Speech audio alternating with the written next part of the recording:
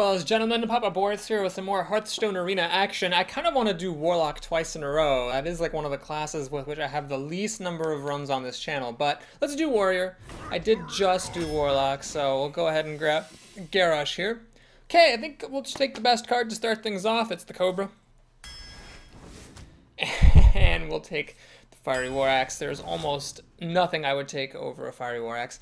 Very interesting choice here between the Heroic Strike and the Kor'kron Elite. I mean, they both deal 4 damage. Kor'kron Elite, of course, sticks around and is a creature. But the Heroic Strike is cheaper. I'm going to take the Heroic Strike. I think it's an extremely good removal spell, although I am very, very sad to be passing up on the Kor'kron. Okay, well, the only good card here is the Boulder Fist Ogre, so let's just take it and not worry about it too much. And, well, let's see. So, oh man, this sucks. So, the Wisp I don't think is all that playable. Spiteful Smith is decent. For Warriors, you may, of course, sometimes turn the Enrage on, and that can do good things, make your weapons much stronger. I think the Spiteful Smith is really more of a rogue card. I would consider the card over here, except it seems to have bugged out. I don't know why that keeps happening to me. Maybe it's just the card on the right sometimes bugs out. I don't know. I can't see it. So, since I don't know what it is, we'll take the Spiteful Smith. Okay, well, this is a tricky situation. Shield Block pretty much does nothing for 3 mana. Pretty much. I mean, it cycles itself and you get 5 life. It's not that great. The Raptor is just a generic 2 mana creature. And the Lord of the Arena I'm not a super big fan of. But the Lord of the Arena's got a couple things going for it. It is an endgame card. It does have Taunt, which I currently have none of. And the Raptor is just so unimpressive. We'll take the Lord of the Arena here. Gear up for the endgame. Okay, we can get these Junker... What would you call them? Junker Nugget Taunters here, but we'll take the Acolyte instead. Some decent card draw is a nice thing. Ooh, wow! 3 premier rares here, all in one pick. Well, I think the Twilight Drake has to take second place to these 2 guys. There is one person who yells at me every time I pass on Sunwalkers, but honestly, if you look at my curve, I already got 2 6-drops. I don't have any 4-drops, and this one has buffing, which I don't have any of either in this deck, so I think the Defender of Argus has to get the nod. Cruel Taskmaster, very good card, and it's actually a really good combo with the Acolyte of Pain. You draw a card, the Acolyte of Pain becomes a 3/2, attacks, maybe kills something, draws another card. I do want one of these in my deck. Put the Chillwind Yeti. I feel like I haven't played with one of these in a long time. It's just a super good card. You drop it on an empty board, it's always great.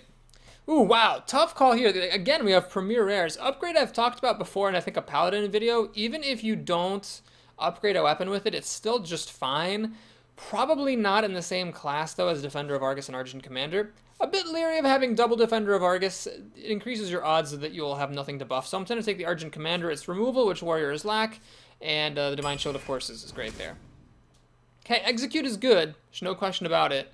It's nice to have one of those in the deck. It's not good in multiples, but I think I'm going to take the Harvest Golem, because at the moment, I've got the Acolyte of Pain, which is sort of a wimp, and the Emperor Cobra is good, but it's likely to get traded. It's the Golem that I'm kind of missing, just drop on the empty board type of 3-drops. Frostwolf Warlord can definitely be good. I currently don't have any synergy with this card, however, so it's a bit of a risky play. So instead I'm going to take the Cleave. It's sometimes just amazing. Sometimes it's underwhelming, but sometimes it's very, very good. Okay. Well, at the moment, I have all these 2-mana cards. None of them are creatures, and that's beginning to worry me a little bit. The Scarlet Crusader, I would say, in a vacuum is better than the Direwolf. However, I've already got 3 creatures that will drop onto an empty board for 3 mana and 0 at 2 mana. Gotta watch your curve here. I think I'm going to take the Wolf here. Well, Heroic Strike is great, but Arathi Weaponsmith just changes games when it drops, so I'm going to have to pick it up. Okay, Nightblade I don't really consider playable. Frostwolf Warlord, it's just risky. I don't like... I'm learning to appreciate this card less. Here's the thing, it's won me games. In fact, if you watch my last arena, it won me probably 2 games. It's definitely got a really high upside, but it's also got a pretty big downside. It's you know, kind of a high risk, high reward sort of a card. I'd rather wait for some more generic 5-mana creatures like a Silverhand Knight or a Fen Creeper. We do have half the draft to go. What I'm going to do here is grab this Argent Squire. Now, the Argent Squire is not as good with Warrior as it is with Mage, Rogue, or Druid because it only deals 1 damage by itself. However, don't dismiss the value of 2-card synergies. Argent Squire helps with Direwolf. The Direwolf buffs it up to do 2 attack. Argent Squire helps with Cleave, so that if one creature is left at 1 health, the Argent Squire can finish it off. Argent Squire can let the Fiery War Axe kill 4 toughness creatures. I mean, there's lots this Divine Shield can do. So I'm going to take it. I like having at least 1 1-drop in any deck, and that's a pretty good one. Man, another Frostwolf Warlord. How many of these am I going to pass on? Well, I'm going to pass on this one because Arathi Weaponsmith. I will play with 2 of those for sure. Another one! Oh my god. Alright, well, I'm not going to take another cleave here. We'll take a Frostwolf Warlord, I guess. I guess. Panda, let's take a look at what it synergizes with. It can reset the Divine Shield. It can get me another weapon, which is actually kind of nifty. It can reset the buff. It can reset the charge. It's decent. And I do need 2-drop creatures. I just still have just the wolf. Now, the Dark Scale Healer, if this were like pack 1, pick 1, I would totally take it. Healing, like a Chillwind Yeti for 5 mana. I got things to play for 5 mana. I got things to play for 6 mana. I now even have a bunch of things to play for 4 mana. Even if you discount the Defender, there's 3 creatures here. I have 1 creature that's dropping on turn 2. I have 2 creatures dropping on turn 2 or turn 1. That's a bit slow. It's a bit slow. I'm not going to lie. I'm going to take the Panda here for mana curve reasons. Okay, well here I think I'm going to make the judgment not to grab more taunts. I've already got 2 taunt cards, the Defender of Argus, admittedly kind of, and then the Lord of the Arena, so it would be nice to have this, but I think the Vengeful Mercenary just dominates the game when it drops, and it's kind of what I need. Alright, we've got an epic here. This Murloc is obviously unplayable, so it's between the Brawl or the Faceless Manipulator. Well, Faceless Manipulator can be very good, but Brawl can also bail you out of a situation that's really desperate, so I'm going to take the Brawl. If this were a Sea Giant, I would take the Sea Giant, no regrets, but I think Faceless Manipulator, it just hasn't impressed me that much most of the time, so I'm going to take Brawl. Okay, well, the only playable card here is another Golem, so we'll just take it. And, okay, so I could take an Ooze as an out against fellow warriors. I got this bugged card here. We'll take another 4-drop. I just love me some 4-drops. I'm violating Curve Law because really I should be taking the Ooze here. God, I really should be taking the Ooze. I've only got 2 2-mana creatures, 3 if you count the Argent Squire. I've already got, 1, 2, 3. Actually, I guess I have about the same amount as at the 4-mana level. The thing is, though, I've got other things to play at 2 mana. Like, I could be cleaving stuff, putting out this axe, heroic striking something. So I might not be playing creatures at 2 mana, but I have other stuff to do. At 4 mana, it really is just these 4 creatures. Or bust. So we'll take the Engine. It's just such a high quality card. Another Weaponsmith I think is getting greedy. I think it's starting to run into the problems where you've got this weapon sitting in your hand, you don't want to play the other Weaponsmith because you've already got a weapon. We'll take the Slam here for some more removal. And, alright, I'm getting the 2-drop creatures now. This guy can charge. I've got 3 weapons in the deck, so he could be kind of removal. I'll take the Grunt, though. I like having more 2-mana creatures, and the Taunt sometimes is nice. This Grunt has been just amazing for me more than once. Well, here I'm going to take another Yeti. This guy is definitely good, no question about it, but I'm going to just grab another Yeti, dominate that mid-game. Okay, Heroic Strike Tiger, great cards. Ain't got nothing on the War Song Commander. You have to take this card. It's just wins games. When you're like 4 or 5 Chillwind Yeti comes in with charge, it's just stupid. Your opponents have to kill it or either lose or get set severely far behind. Okay, here, Loot Hoarder's great, but this is where I'm going to take the Cruel Taskmaster. It can be removal, and it works very nicely with my Acolyte of Pain, which is a feature that I really like. It also works nicely, actually, with the Spiteful Smith, although that is a little bit less likely to actually be pulled off. Okay, well, here we have our choice of removal cards. I never did get an Execute. I think Cleave and Heroic Strike are both better, though, by a long shot than Execute is in a vacuum. So the question is, how desperate am I for removal? Like, let's say I have my opponent drops a big creature. What do I currently have to deal with it? Well, the answer is pretty much nothing. I'd be reduced to, like, slamming and 2-for-1-ing.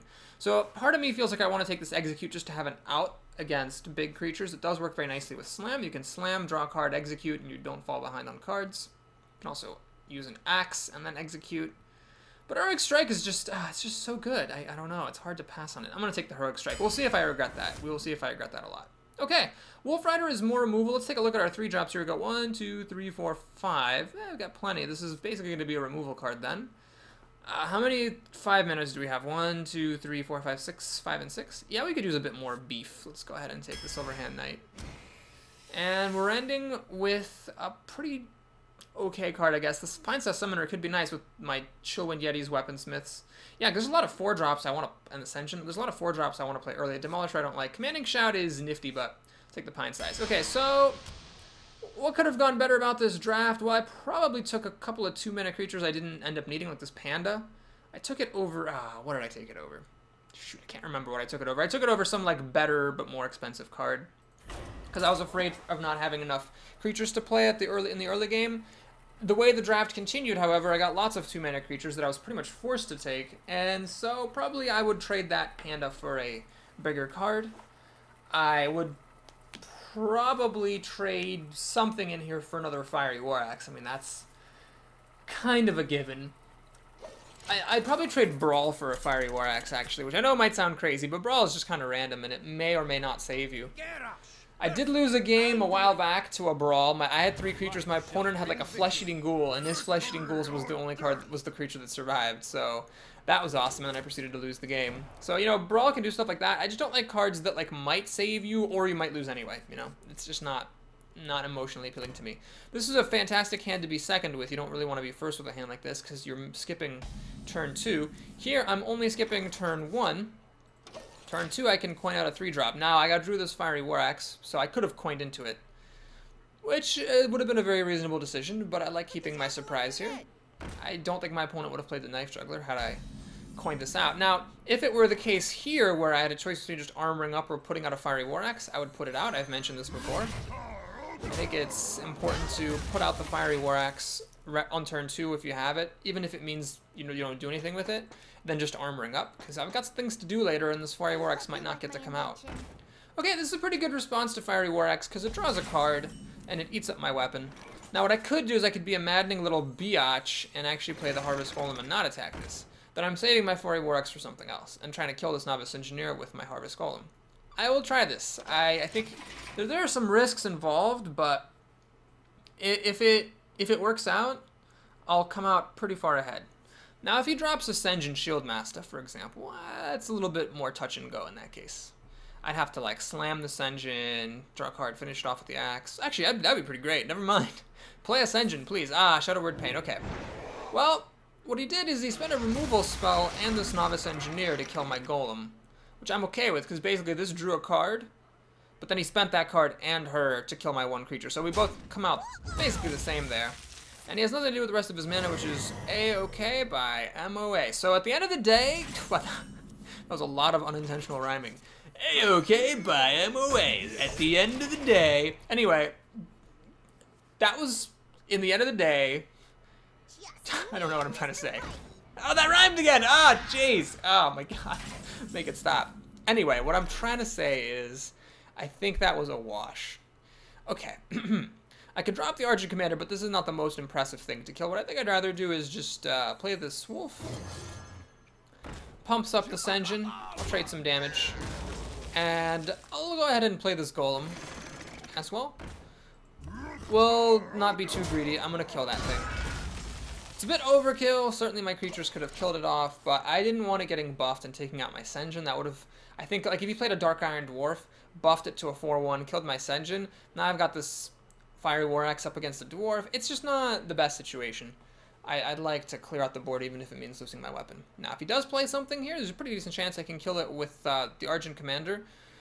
That's what I'd like to do. That'd be the best situation. Although at 6 mana, there's plenty of things you could drop that will not die to the Argent Commander. Even if I stick him in next to the Wolf and deal 5 damage, it could still be like, you know, I don't know, a Boulder Fist Ogre or something, and it wouldn't die in that case. And I don't have enough mana to play Argent Commander and Slam, even with the coin I'm a mana short. So, it might not be adequate, but I'm really far ahead here. I mean, he's got 6 cards to my 8, one of which is the coin, but that's 7.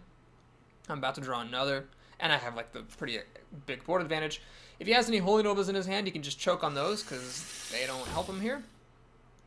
Looks like he's going to buff it up. Smart move. That was a really smart move, because what that does is it prevents my Golem from killing off the Cobra. Unluckily for my opponent, when the Cobra touches a Divine Shield, it does not deal damage, and therefore it doesn't count. So I'm going to go ahead and trade my Golem for the Shattered Sun Cleric. That was a super value play, because I actually killed both of his creatures without spending any creatures. So I went even further ahead. Okay, Shadow Word Death. Because the guy was getting buffed by the Wolf, the Shadow Word Death could deal with it. My opponent played quite precisely here. He first used Shadow Word Death, then he silenced the Wolf. Had he done it in the other order, he wouldn't have been able to make the magic happen. I think my move here is pretty straightforward. We're going to go ahead and slam. Wrathy Weaponsmith. Oh, that's tempting. That's really tempting. I was going to coin out the Ogre. Yeah, I'm going to actually play the Weaponsmith, and the reason for that is if I coin out the Ogre and he mind controls, well, let's take a look at that. Let's say I do play the Ogre out. trade that in. Swing for 5. He's at 19. He has mind control. How do I deal with my own ogre? I really don't deal with it very well. So I would have still played it. I wasn't going to play around mind control. But this seems pretty good. I'm getting more damage through, and I'm leaving my board devoid of mind control targets.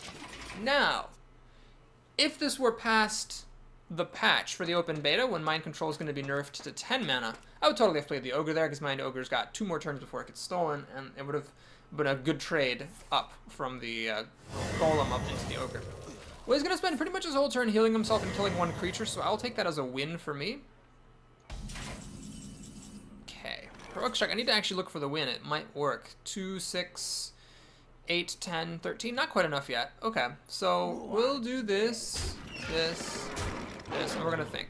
So the ogre can get mind controlled. If he does mind control my ogre, I can next turn, well, it's the same story really. I can deal 3, 5, 7, 9, 13. He'll be at 4 health. It's touch and go. He could come back from that. If he does steal the ogre, I can't really kill it. 7 health is a lot of health to chew through. So what I'm going to do instead is use my coin here. I'm going to attend the shit out of some squires. Use the coin now, make a Yeti, pass the turn. So, Holy Nova is decent. It does kill off 3 of my creatures and leaves the others weak. Spell damage plus Holy Nova would actually kill off the Arathi Weaponsmith, but notice what I'm doing. I'm not giving him any mind control targets. Some people say that you can play around mages. That is a load of baloney nuts.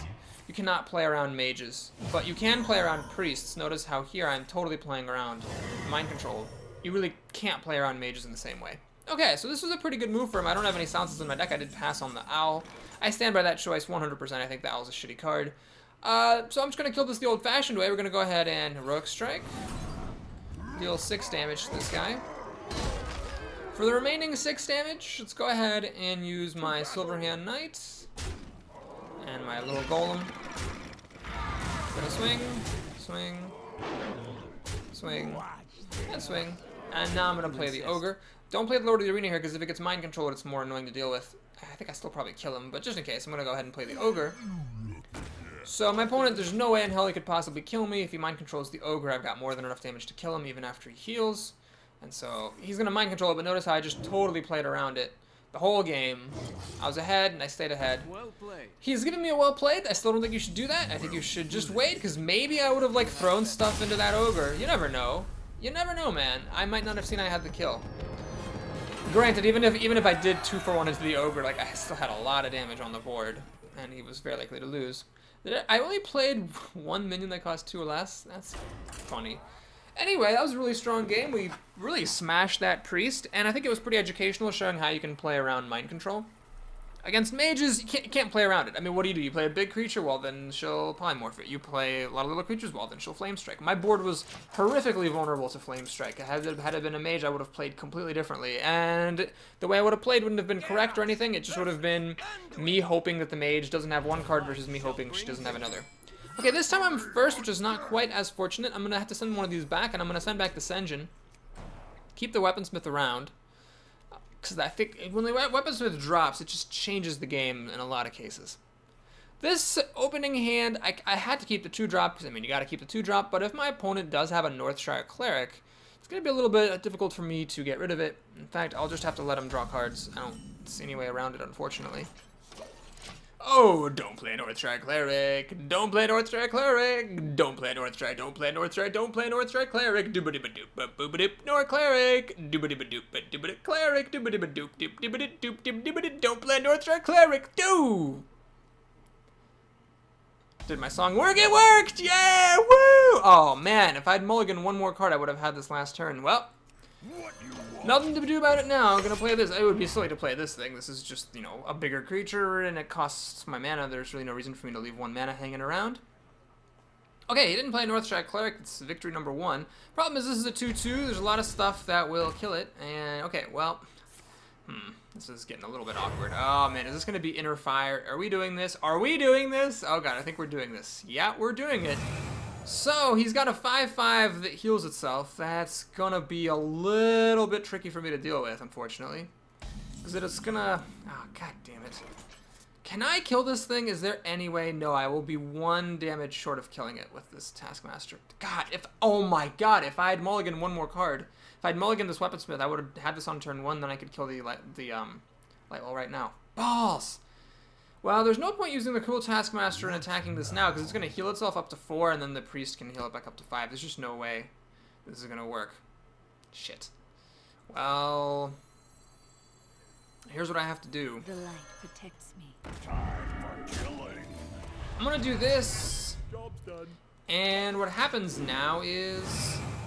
Actually, that made no difference, did it? He's going to kill this. I hope he has like a 3-mana creature to play and leaves us at 3 health.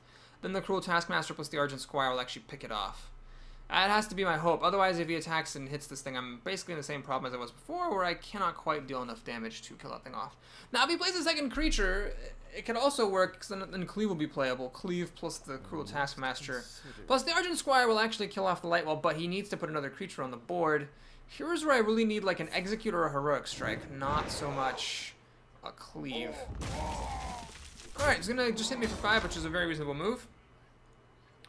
I can't kill this. I can only deal 3 damage to it. It's not enough. No matter how you slice it or dice it. Oh, man, these are all good cards. I don't want him... Shit, I don't want him getting on any of those cards. Fuck. Oh, this is terrible. I can deal 3 damage to this. It'll just heal up. I need a Heroic Strike or a Fiery War Axe here in order to kill off this menace. And if I do kill it, I'm actually okay. Nope, not a chance. Well... Okay, here's what has to happen here. This is really awful. I have to do this. And there's no reason running this Squire in, because the Light Well will just heal, but I'll just do it anyway. So, now he can run the Light Well into the Yeti and kill it, leaving it at 1 health. Of course, he can then heal it up, but then I can use this Cruel Taskmaster to finish it off. Oh, man. But, I mean, he could, like, buff it or do other stuff or whatever, and it's ugly. I mean, I don't like throwing this out here. I think it just represented my best chance of getting this thing to finally die. I must consider. Oh, man. Well, he didn't play a Northshire Cleric, but I gotta say he did something much worse. So that thing has dealt 10 damage to me. So while I've been, like, dickering around, it's just, you know, dealt 10 damage to me. My opponent made a very interesting choice. He elected to hit me rather than hit the Yeti. I guess that was that's the advantage of him not having dealt, or him not having killed the Yeti, is that he dealt extra damage to me. I'm okay with it, though. I'm a warrior. It's fine. You know, if I had a Silence in my deck, that'd be pretty great. I didn't take that Owl, though. I still maintain that Owl's a terrible card. What did I take over the Owl? Is it one of these cards? Can't remember. I don't think it is. Alright, Direwolf Alpha is actually... It's better than it's not as good as it looks. It accomplishes the same function as the Cruel Taskmaster, which is namely that it allows my Yeti to trade for the Lightwell. But I mean, that's not the only... I don't necessarily have to do that. I can also, like... Can I kill this any other way? I mean, I could use this... No, I don't think I can preserve my Yeti. Well, hang on a minute. I can get this up to 3, 4... I can deal 4 damage. I have to lose my Yeti. I just have to lose the Yeti. So if I play the Wolf and the Taskmaster, the issue is that then Holy Nova becomes extremely good. I don't like that very much. But I don't have enough mana to play the Wolf and the Weaponsmith. So if I play the Weaponsmith, I can kill this and use up more of my mana safely. However, then I'm also whacking him with an axe, and that's bad. Or, hang on a minute, I could just trade the Divine Shield and the Yeti. I think I'll do that. This might seem a little bit odd, but basically the reason I'm doing it this way is puts a bigger creature on the board. Oh man, I dropped my nail clippers. I'm not actually clipping my nails, I like to play with something in my hands. Anyway, this is a really good creature against priests. It can't be shadow worded. It's got a lot of health. Holy Fire doesn't quite kill it. I mean, it's just a really great card, and you know, it's just hard for the priest to deal with. Okay, so this guy, how do I deal with it? Well, the Wolf and the Cruel Taskmaster will actually allow this. Well, actually, the Cruel Taskmaster by itself will kill the Spiteful Smith, leave it staying at 1 health, which is a little bit unfortunate, because that means Holy Nova will kill it off. I can't heal this, though. So can I kill this thing without running my Spiteful Smith into it? Since the Divine Shield is gone, I can't buff the Argent Squire. I can attack this for 1 damage, 2, 3, 4. Yeah. Can't really be done, can it? Shoot! Balls. I just don't want everything to die to Holy Nova. Okay, so to avoid that, what we'll do is this. And this. You know what I'm gonna do? Since this Argent Squire is gonna die to Holy Nova anyway, let's play the Wolf. I fight. use the... I did this wrong. I should have, like, played this stuff so that I could actually, like... I'm gonna hit him once. I should have played it so that the Wrathy Weapons was over here on the other side of the wolf. How do I always get this wrong? Anyway, Holy Nova is really good now. Heals him up and kills 2 of my creatures, which is a bit sad. But I guess that if on the off chance that he doesn't have a Holy Nova, I could... Oh, does he have a Shadow Word Death? Ah, man, buffing it gave it Shadow Word. Damn, it's too bad. Man, I should have put the wolf, like... Well, anyway. It's alright, so it's still fine. It was just single target removal, and although through all the light wall shenanigans, I'm still okay here. Like, it's totally fine. What I'm gonna do is whack him with my weapon, whack him for 6. We're gonna put this on the correct side now, and play a Harvest Golem. So we're building up a board. It's pretty Holy Nova proof. It's actually pretty Mind Control proof as well. It's got 6 cards to my 6 and a weapon, but 4 of my cards are on the board. I also have a life advantage, so I'd say that I'm actually in the lead at this point. And I know some people are watching this like, what, you, oh, thanks for that commentary, boys. You have 4 creatures on the board to a 0. Like, good job calling the lead there. But, you know, you really have to consider the whole situation. How many cards in hand? What turn is it? Who's the first player? All that stuff. Like, what outs could he have? You really have to consider all those things before you decide who's in the lead. All right, this tiger, a little bit scary. Gonna get me down to 17 health. Luckily, I got nothing better to do than armor up here, it seems. So...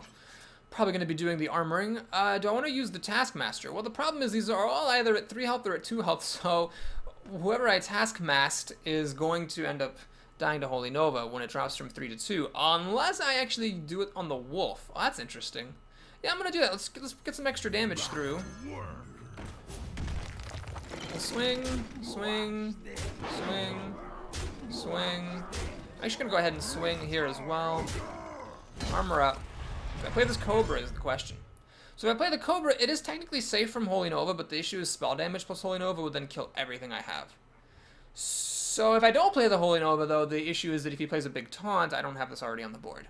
How often have priests played spell damage plus Holy Nova against me? It really hasn't happened that often. Plus, if he's had Holy Nova, I bet he would have played it before. So I'm just going to go ahead and drop the Cobra.